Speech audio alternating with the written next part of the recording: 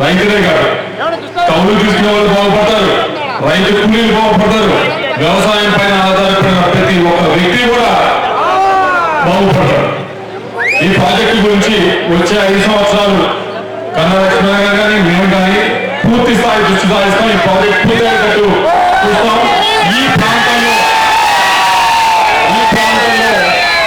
ఈ ప్రాంతంలో ఎప్పటికీ కూడా పైన నీళ్ళు వచ్చినా రాకపోయినా గోదావరి జిల్లా తీసుకొచ్చి రైతు కెనాల్లో పోసే బాధ్యత మీరు ఏదో తీసుకుంటామని చెప్పి అధికారంలోకి వచ్చిన తర్వాత 6 నెలల నుండి సంవత్సరం లోపల ఈ డబ్బులన్నీ కూడా ఏదైతే ఇంటికి కుళాయి కనెక్షన్ పెట్టేది ఉందో ఆ డబ్బులన్నీ కూడా పూర్తి స్థాయిలో ఖర్చు పెట్టి ప్రతి ఒక్కరికి కూడా కుళాయి కనెక్షన్ ఇచ్చే బాధ్యత మీరు ఏదో తీసుకుంటామని డ్వాక్రాకు సంబంధించి బట్టలు నొక్కారు కానీ ఇంకా డబ్బులు రాలేదు మాకని చెప్తా ఉన్నారు.